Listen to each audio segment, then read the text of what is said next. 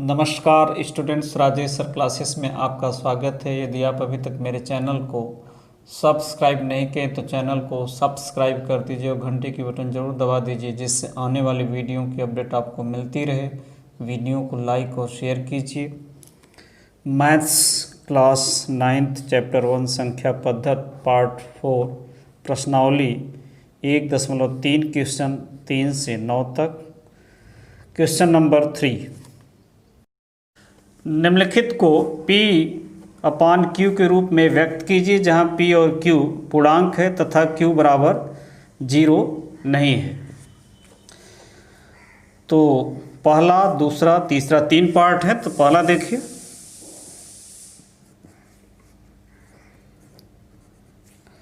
यानी यहां पर 6 की पुनरावृत्ति हो रही है। तो देखिए, माना x बराबर 6 बार, इसको हम लिख सकते हैं ऐसे, या x बराबर डैश डैश डैश। यहाँ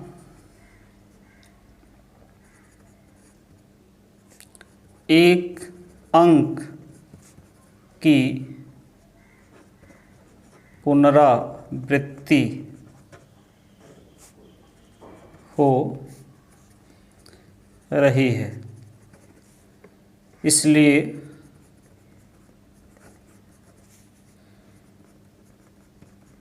दोनों पक्षों में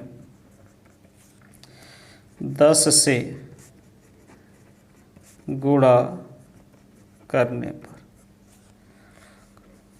ये हो जाएगा, 10 का गुणा करेंगे जो तो 10x, और यहाँ हो जाएगा 6.666 डैश डैश।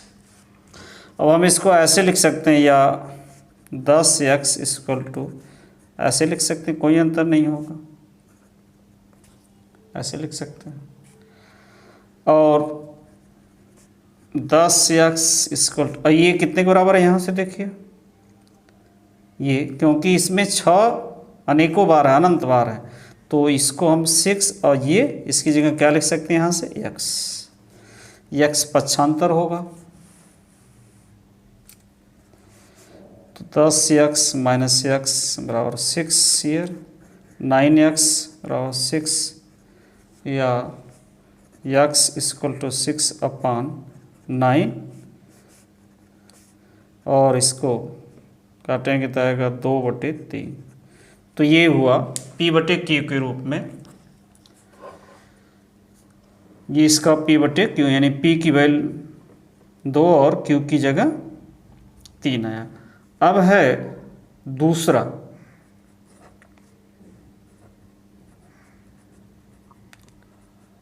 तो माना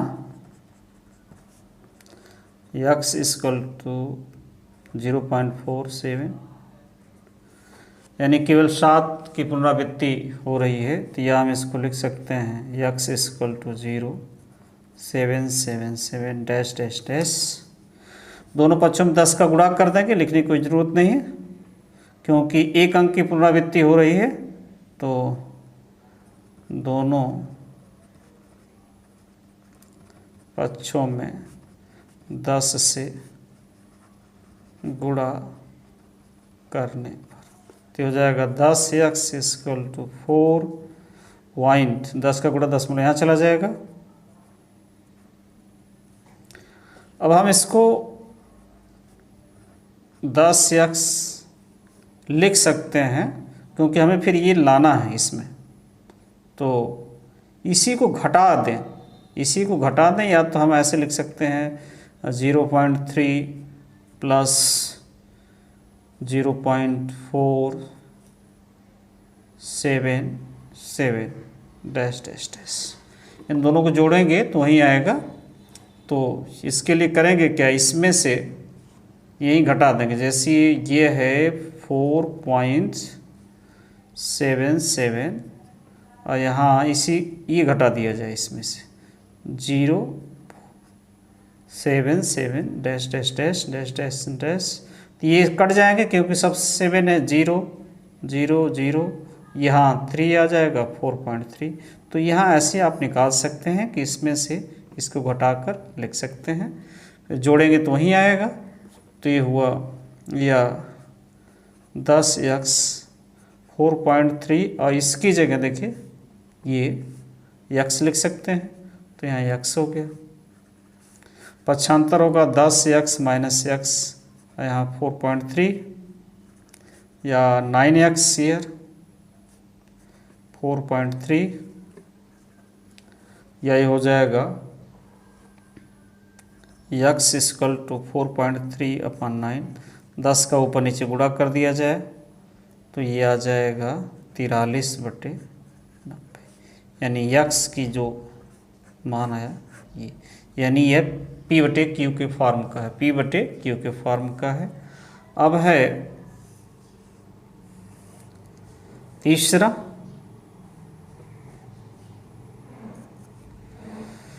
माना x बराबर 0.001, या हम इसको लिख सकते हैं x बराबर 0.001 0.100 डैश डैश डैश। यहाँ पर 3 अंकों की पुनरावृत्ति हो गई, 1 2 3, तो दोनों पक्षों में 100 का गुणा करें, 1000 का गुणा करें, दोनों पक्षों में 1000 का गुणा करने पर तो हो जाएगा 1000x, और यहाँ दशमलव यहाँ चला जाए, 1 2 3 अंक किसके का, तो ये हो जाएगा 1.001 डैश डैश डैश, यानी इसी प्रकार। अब हम इसको लिख सकते हैं, या 1000x बराबर 1 प्लस यहाँ से अलग कर दें 0.001 डैश डैश डैश, या लिख सकते हैं x, ये 1 और इसकी जगह देखिए ये लिख सकते हैं, तो यहाँ x हो जाएगा। अब पक्षांतर करेंगे तो 1000x माइनस x बराबर 1, यहाँ 999 होगा x, यहाँ 1, या लिख सकते हैं या लिख सकते हैं x इक्वल टू 1 अपॉन, ये हुआ P/Q फॉर्म, इसका P/Q फॉर्म हुआ। चौथा प्रश्न है 0.99999 डैश डैश को P/Q के रूप में व्यक्त कीजिए। क्या आप अपने उत्तर से आश्चर्यचकित हैं? अपने अध्यापक और कक्षा के सहयोगियों के साथ उत्तर की सार्थकता पर चर्चा कीजिए। तो देखिए क्वेश्चन हल फॉर हियर, माना x बराबर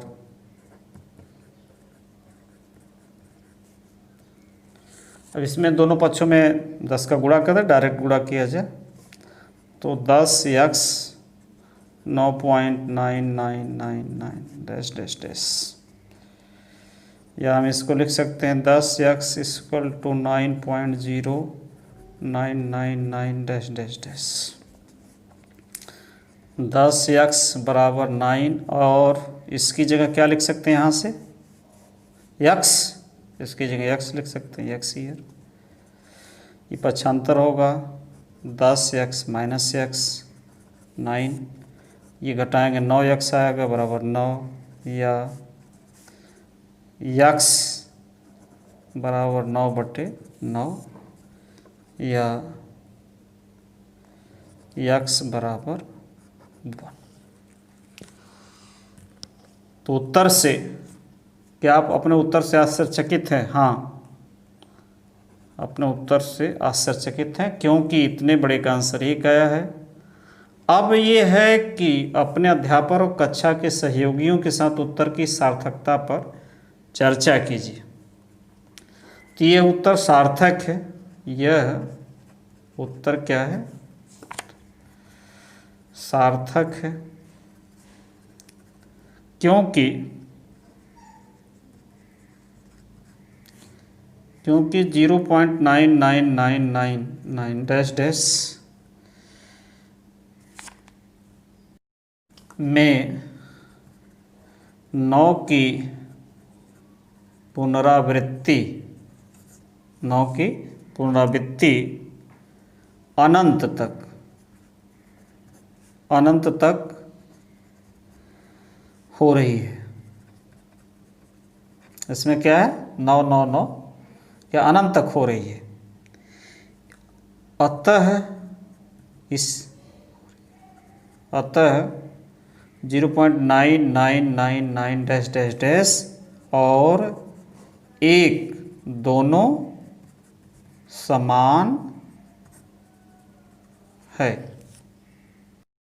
5वां प्रश्न है, 1/17 के दशमलव प्रसार में अंकों के पुनरावृत्ति खंड में अंकों की अधिकतम संख्या क्या हो सकती है। अपने उत्तर की जांच करने के लिए विभाजन क्रिया कीजिए। यानी कि दशमलव प्रसार में अंकों के पुनरावृत्ति खंड में अंकों की अधिकतम संख्या क्या हो सकती है। तो विभाजन क्रिया तो देखिए, हल 5वां 1/17, तो 1 में भाग दिया जाए।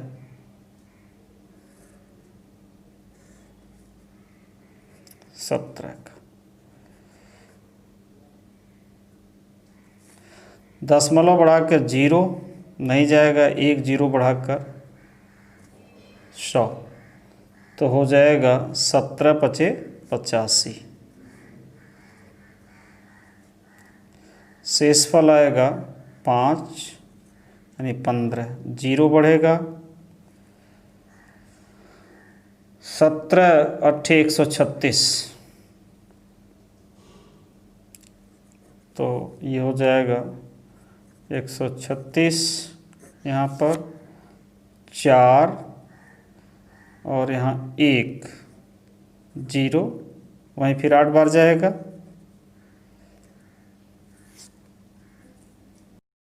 136,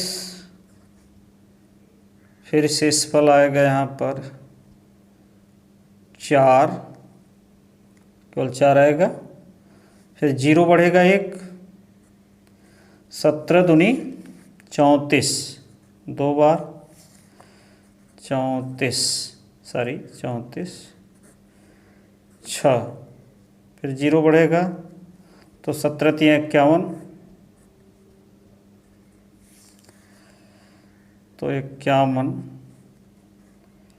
9 आएगा, 0 बढ़ेगा, 17×5 = 85, 5, फिर 0 1 बढ़ेगा, 17 दूनी 34 होगा,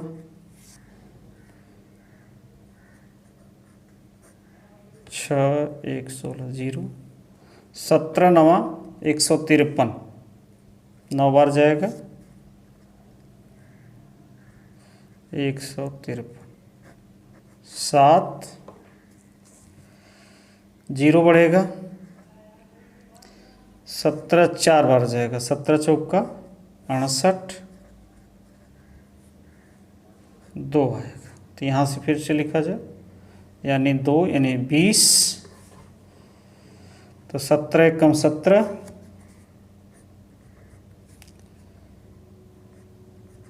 यह आ जाएगा यहाँ पर 3, 0 बढ़ेगा, फिर 1 बार जाएगा, 17 दूनी 34 होगा, लेकिन 1 बार ही रहेगा, 17 × 17 आ जाएगा 13, 0 बढ़ेगा, अब जाएगा 7 बार, तो 17 17 में 119, यह आ जाएगा 1, 11 आएगा,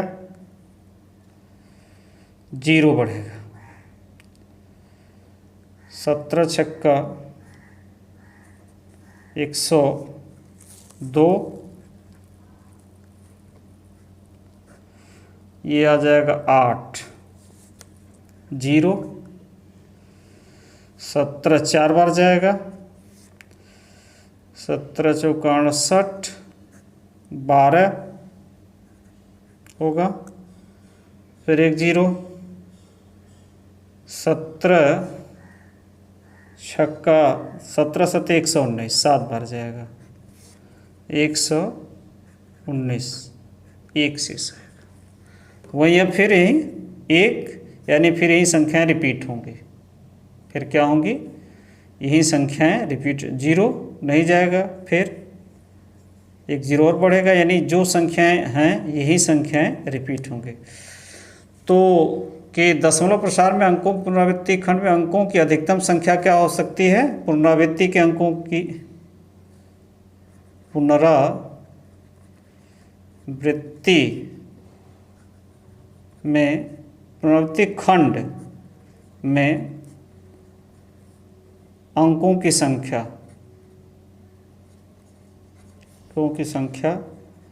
16 हो सकती, 1 2 3 4 5 6 7 8 9 10 11 12 13 14 15 16 होगी। कितनी होगी? 16। ये इसका आंसर है। छठवां प्रश्न है, P/Q बराबर 0 नहीं के रूप की परिमेय संख्याओं के अनेक उदाहरण लीजिए जहां P और Q पूर्णांक है जिनका एक के अतिरिक्त अन्य कोई उभयनिष्ठ गुणनखंड नहीं है और जिसका शांत दशमलव निरूपण प्रसार है, यानी भाग देने पर वो शांत दशमलव प्रदर्शित करें। क्या आप यह अनुमान लगा सकते हैं कि Q को कौन सा गुण अवश्य संतुष्ट करना चाहिए? यानी अनेक उदाहरण हमें लेकर के ये देखना है जो Q की जगह हम ले रहे हैं संख्या, उसका कौन सा गुण उसको संतुष्ट करता है। तो देखिए, लेते हैं पहला संख्या परिमेय संख्या के रूप में 1/4, दोनों का उभयनिष्ठ गुणनखंड क्या है? एक ही है, क्योंकि एक में, तो इसमें जब हम डिवाइड करेंगे तो ये आएगा 0.25। इसी प्रकार है एक और उदाहरण 9/25 लिया जा रहा है। जब इसमें हम भाग देंगे तो ये आ जाएगा 0.36।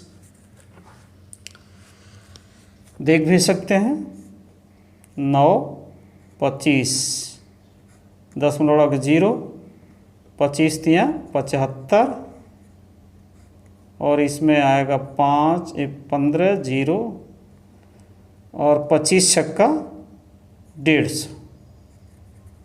तो ये है, तो ये शांत दशमलव निरूपण है क्योंकि शांत है, इसके आगे नहीं है। अब एक उदाहरण और लेते हैं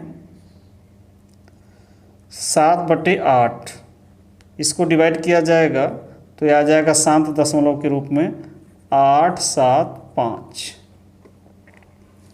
अगला एक उदाहरण लिया जा रहा है 3/125,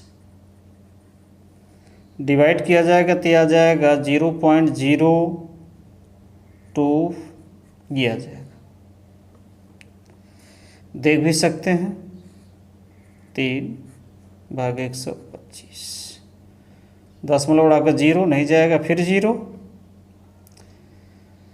यहाँ भी 0 होगा तो 2 बार जाएगा, ये हो जाएगा 250, ये 50, 0 5, 0 बढ़ जाएगा 1 और ये 4 बार जाएगा, 4 5 20, 2 4 दूनी 8 2 10, 1 4 1 4 1 5। ये हुआ।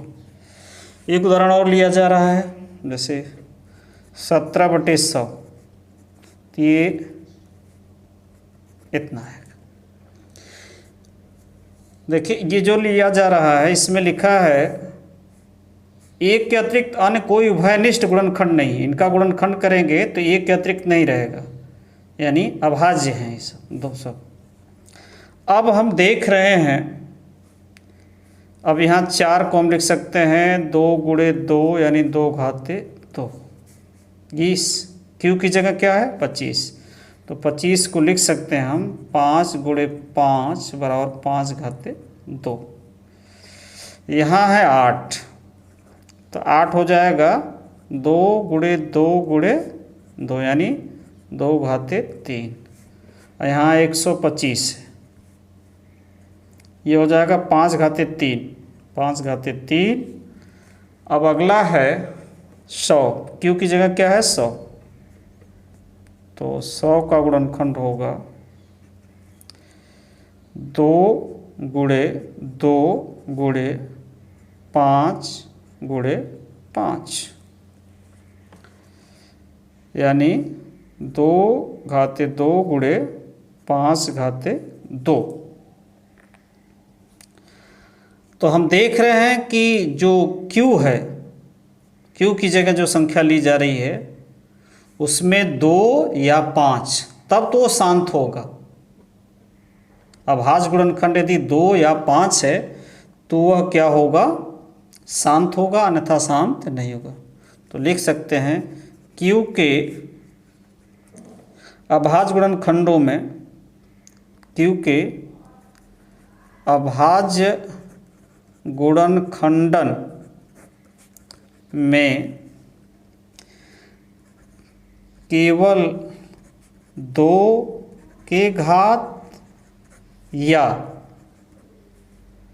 5 के घात, 5 के घात या दोनों के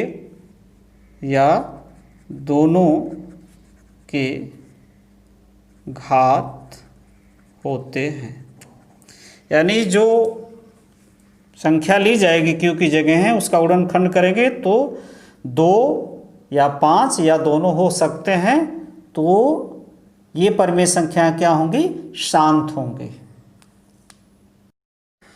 7वां प्रश्न, ऐसी 3 संख्याएं लिखिए जिनके दशमलव प्रसार अनवसानी अनावर्ती हो। तो देखिए पहली संख्या लिखा जाए 0.101001001 डैश डैश डैश, ये क्या है, अनवसानी अनावर्ती है। दूसरा लिख सकते हैं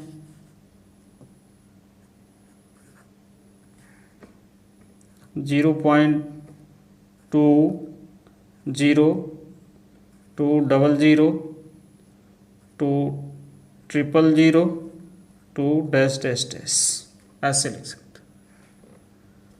तीसरा लिख सकते हैं हम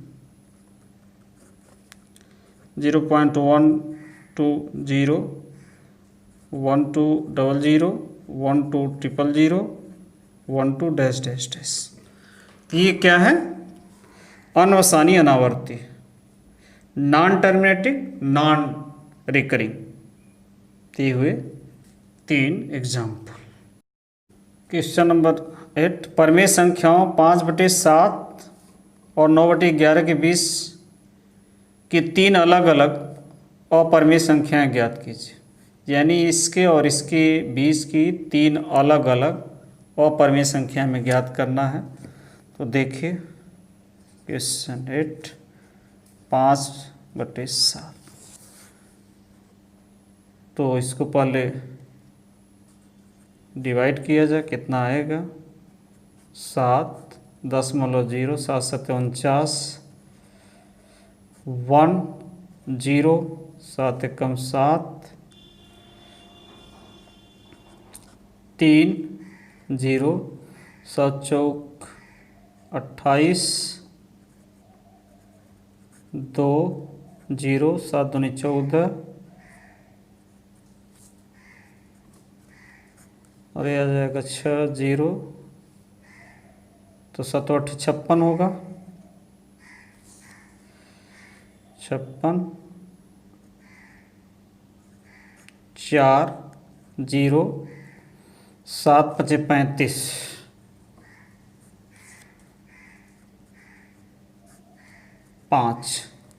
5 आने का मतलब फिर वही रिपीट होगा। 5 आने का अर्थ हुआ कि यहीं से फिर रिपीट शुरू हो जाएगा। तो ये हुए इसके तो ये हो जाएगा एक, यानी यही रिपीट होगा ये। अब है दूसरा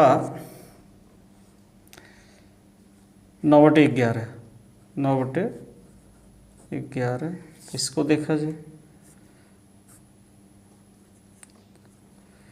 11 से 0.0, 11 88, 11 88 आएगा 2, 10, 0 बढ़ेगा, 11 का 11 आ जाएगा 9, फिर ये रिपीट होगा, यानी फिर 90 आएगा, 81 ऐसे। तो हम इसको लिख सकते हैं 0.01 ये। अब हमें इन दोनों के बीच तो अनंत अनेक अपरिमेय संख्या होगी, लेकिन हमें 3 उसमें से लिखना है। तो देखिए, पहला लिख सकते हैं हम 0 पॉइंट, इसके बीच में होगा 0, 00, 000, डैश डैश डैश, ये पहली संख्या लिख सकते हैं जो कि इसके और इसके बीच में। दूसरा लिख सकते हैं 0.7303007300 डैश डैश डैश। फिर तीसरा लिख सकते हैं 740 400 4000 डैश डैश डैश। अब ये इन दोनों के बीच अपरिमेय संख्याएं हैं, 1 2 3 हम लिखे हैं, ऐसे भी आप अनंत अनेक अपरिमेय संख्याएं लिख सकते हैं। क्वेश्चन नंबर 9, प्रश्नावली का अंतिम प्रश्न, बताइए कि निम्नलिखित संख्याओं में कौन कौन संख्याएं परिमेय और कौन कौन संख्याएं अपरिमेय हैं। तो ये तो √23 यानी ये अपरिमेय है, अपरिमेय। ये आ जाएगा 15, तो ये है परिमेय। और ये शांत है, तो ये भी क्या है, अपरिमेय है, शांत दशमलव है इसमें। और इसमें इसको लिख सकते हैं 7 पॉइंट्स, ये